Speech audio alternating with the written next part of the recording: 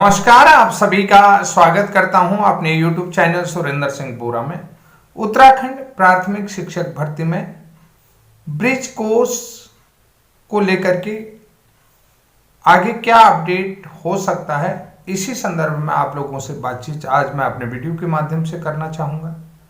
सबसे पहले बहुत सारे चैनलों के माध्यम से ब्रिज कोर्स की आधी अधूरी जानकारियाँ आ रही हैं कि किन लोगों के आवेदन पत्र जो है कि एक्सेप्ट किए जा रहे हैं, किन लोगों के आवेदन पत्र रिजेक्ट किए जा रहे हैं। ये तमाम बहुत सारे चैनलों में आजकल ब्रिज कोर्स को लेकर के बहुत सारे अपडेट आ रहे हैं। तो पहली बात मैं उन साथियों को बता देना चाहता हूं कि सुरेंद्र सिंह बोरा मात्र एक ब्रिज कोर्स का ऑफिशियल चैनल है जो डायरेक्ट जो है याचिकाओं से जुड़ा हुआ है और जो खुद भी जो है याचिका करता है और माननीय सर्वोच्च न्यायालय में जो याचिका से संबंधित सभी महत्वपूर्ण जानकारी इसी चैनल के माध्यम से आप लोगों को मिलेंगी। बाकी अन्य चैनलों के माध्यम से आप लोगों को जो केस के अपडेट संबंधी जो भी हियरिंग हुई वो चीज़ें मिल सकती हैं, लेकिन जो ऑफिशियल नोटिफिकेशन जहां भी ब्रिज कोर्स का आएगा तो वो इसी चैनल के माध्यम से आएगा। तो सबसे बड़ी चीज़ है कि इस बीच बहुत सारे साथी ये भी जानना चाह रहे थे कि मैं ब्रिज कोर्स को लेकर के अपडेट क्यों नहीं दे रहा हूँ। तो सबसे पहली चीज़ है कि जब भी मैं खुद उस मैटर को देख रहा हूँ कि जितनी भी जो लीगल एडवाइजरी है कि ब्रिज कोर्स की मैं ही देखता हूँ। तो लीगल एडवाइजरी का मतलब होता है क्या चीज़ें हमारे लिए ज़रूरी हैं, क्या इससे संबंधित कानूनी दस्तावेज हैं और क्या जो है कि यहाँ पर महत्वपूर्ण डॉक्यूमेंट है। तो सबसे बड़ी चीज़ है कि जो माननीय सर्वोच्च न्यायालय में विभिन्न राज्यों के ब्रिज कोर्स की याचिका लगी है, पिछले 6 सालों से हम लोग अपने अधिकारों के लिए और ब्रिज कोर्स की वैलिडिटी के लिए लड़ाई लड़ रहे हैं। हमने चैनल के माध्यम से बहुत सारे राज्यों को अपने साथ जोड़ा, जिसमें हिमाचल प्रदेश है, पंजाब है, मध्य प्रदेश है, राजस्थान है और कोलकाता भी। अब इवन यहाँ तक कि उत्तर प्रदेश के जो 69,000 शिक्षक भर्ती में नियुक्त साथी हैं उनकी तरफ से भी इलाहाबाद हाईकोर्ट की लखनऊ खंडपीठ में याचिका लग चुकी है। ये महत्वपूर्ण जानकारी जिसका नेतृत्व आलोक जी कर रहे हैं और आलोक जी का नंबर भी मैंने आप लोगों को कई बार बता चुका हूँ। एक बार फिर उत्तर प्रदेश में के आलोक जी का नंबर मैं आप लोगों को यहाँ पर शेयर कर सकता हूँ कि जिन लोगों को उत्तर प्रदेश के संबंध में जानकारी जानना चाहते हैं तो आलोक कुमार पांडे जी हैं जो गोंडा से हैं। तो उनका जो नंबर है 8318613744। फिर से बोल रहा हूँ 8318613744। ये आलोक पांडे जी हैं, उत्तर प्रदेश का मामला ये देख रहे हैं। तो इनके जो 69,000 शिक्षक भर्ती में जो लोग नियुक्त शिक्षक हैं जिन्होंने ब्रिज कोर्स प्रशिक्षण प्राप्त किया है तो उनकी लखनऊ खंडपीठ में याचिका स्क्रीन हो चुकी थी। अब जैसे ही जो है कि आपको डायरी नंबर या जो है कि रिट पिटीशन संख्या मिलेगी उसका वीडियो भी मैं आप लोगों को यहाँ पर शेयर कर दूंगा, क्योंकि आने वाले विधानसभा चुनाव से पहले उत्तर प्रदेश में भी प्राथमिक शिक्षक की भर्ती जरूर आएगी। तो वहां पर भी जो है कि साथी जो है कि अपनी वैलिडिटी को लेकर के डिमांड करेंगे तो निश्चित रूप से वो लोग भी जो है कि इलाहाबाद हाईकोर्ट में जाएंगे। ये सारी जानकारियां तो आप लोगों को शेयर की।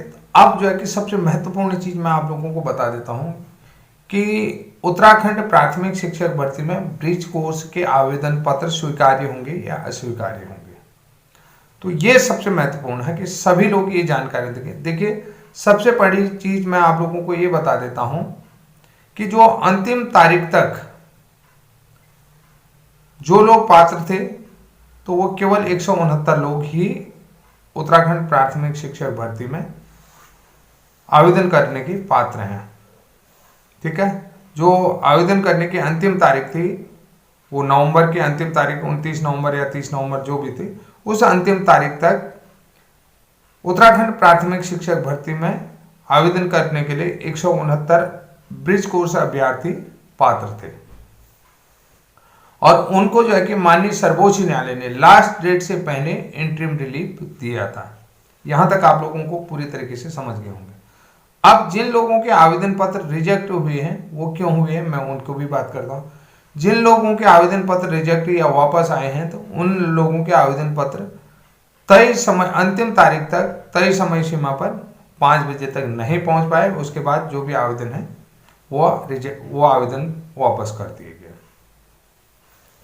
तो यहाँ पर रिजेक्ट वाले जो समस्या है, वो रिजेक्ट वाले आवेदन रिजेक्ट होने वाली समस्या खत्म हो चुकी है।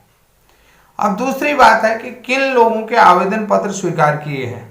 अभी जो है कि किन लोगों के, कौन कौन से योग्यता वाले लोगों के आवेदन पत्र स्वीकार किए गए। तो सबसे बड़ी चीज मैं आप लोगों को बताता हूं, अंतिम तारीख, आवेदन करने की जो अंतिम तारीख थी, अंतिम तारीख में तय समय सीमा के भीतर जितने भी आवेदन पत्र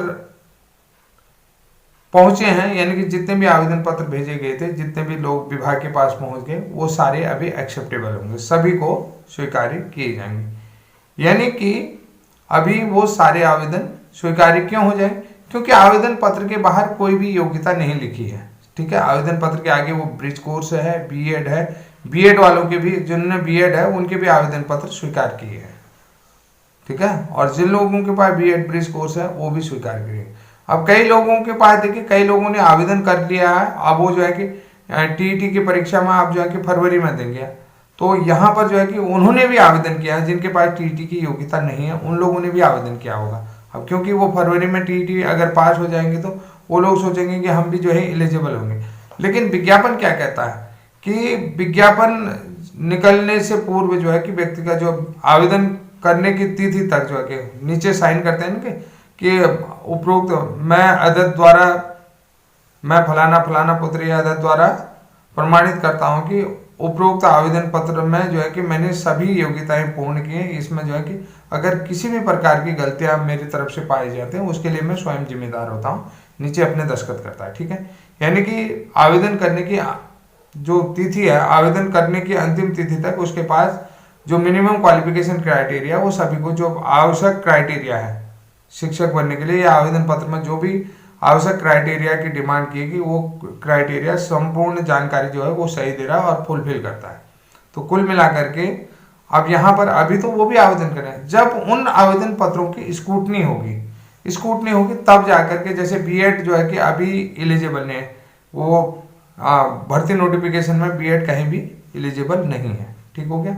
और दूसरी बात आप लोगों को ये भी बता देता हूँ कि जो नोटिफिकेशन आया है, जो भर्ती नोटिफिकेशन आया है, उस भर्ती नोटिफिकेशन में ब्रिज कोर्स भी एलिजिबल नहीं है। आप लोगों को ये बताता हूँ कि जो विज्ञप्ति आई, विज्ञप्ति के अनुसार, जो भी विज्ञप्ति के अनुसार क्वालिफिकेशन क्राइटेरिया मांगा गया है, क्वालिफिकेशन क्राइटेरिया के आधार पर ब्रिज कोर्स भी क्वालिफिकेशन क्राइटेरिया में क्या वो योग्य नहीं है, उसके पास भी अभी कोई योग्यता नहीं है। योग्यता नहीं है कहने का मतलब यह है कि वो पात्र नहीं है, वो भी अपात्र है। ठीक हो गया। यहां पर सारे लोग आप समझ गए होंगे कि अंतिम तारीख से पहले 21 नवंबर को माननीय सर्वोच्च न्यायालय ने, कोर्ट ने फैसला दे दिया है कि 169 लोगों को, उसमें लिखा हुआ है कि पिटिशनर प्लस एप्लीकेंट, एप्लीकेंट कौन, जिन्होंने सुप्रीम कोर्ट में क्या है कि याचिकाकर्ता है, यानी कि सुप्रीम कोर्ट में जो लोग याचिका करता है, तो एप्लीकेंट वो है, यानी कि जो पिटिशनर है याचिका करता है, और जो एप्लीकेंट है जो सुप्रीम कोर्ट में याची है। तो उन लोगों को आवेदन करने का इंटरिम रिलीफ, अंतरिम रिलीफ मिला हुआ है। ठीक हो गया। तो अब रही बात कि किस लोगों के आवेदन स्वीकार होंगे, किन लोगों के आवेदन स्वीकार नहीं होंगे, ये स्क्रूटनी में होंगे। स्क्रूटनी के दौरान निदेशालय स्तर से जो है 169 लोगों की लिस्ट सभी जिला बेसिक अधिकारियों को भेजी जाएगी।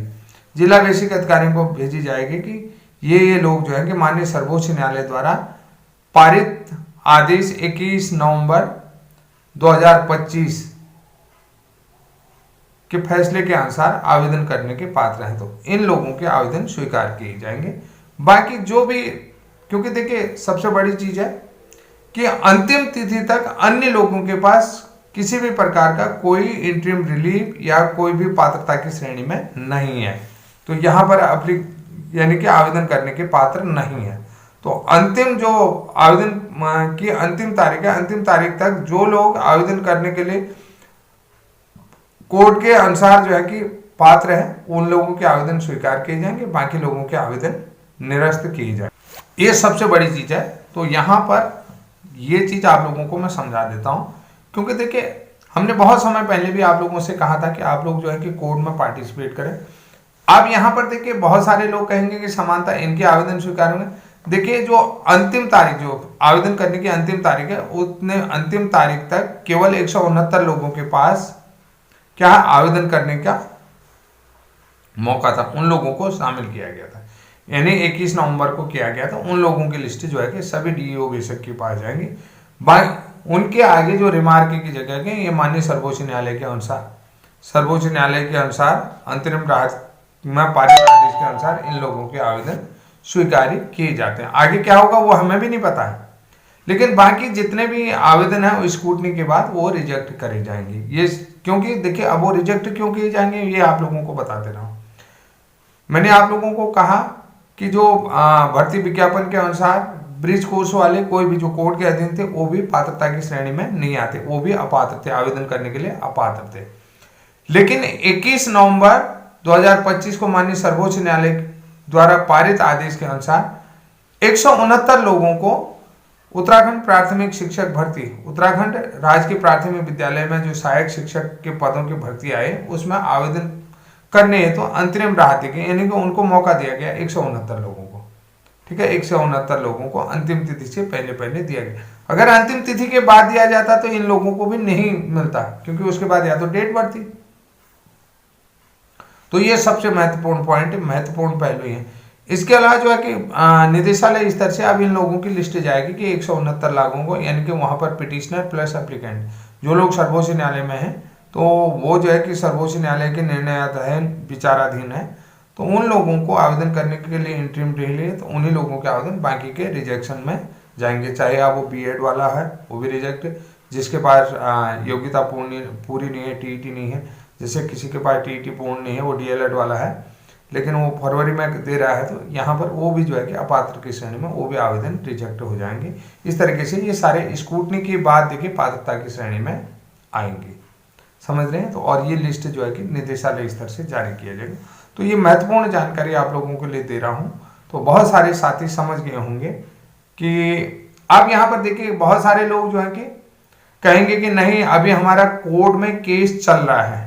एक भी और चीज बता दें कि कोर्ट में केस चल रहा है कि हमें भी कोर्ट से रिलैक्सेशन मिल सकता है। देखिए कोर्ट से रिलैक्सेशन देखिए अंतिम तारीख तक, यानी कि आवेदन करने की अंतिम तारीख तक किसी भी कोर्ट से आपको रिलैक्सेशन नहीं मिला है, तो अब बीच में जो है कि भर्ती नियम नहीं बदले जाएंगे। ये भी आप लोगों को बता देता हूँ कि बीच में जो है कि आप बाद में कोर्ट से जीतने के आ जाएंगे, आपको आवेदन करेंगे, क्योंकि अंतिम तिथि तक जो है कि आप किसी भी प्रकार से किसी कोर्ट के आदेश से भी जो है कि भर्ती प्रक्रिया में शामिल होने का आपके पास कोई आदेश नहीं, शामिल करने का आदेश नहीं है।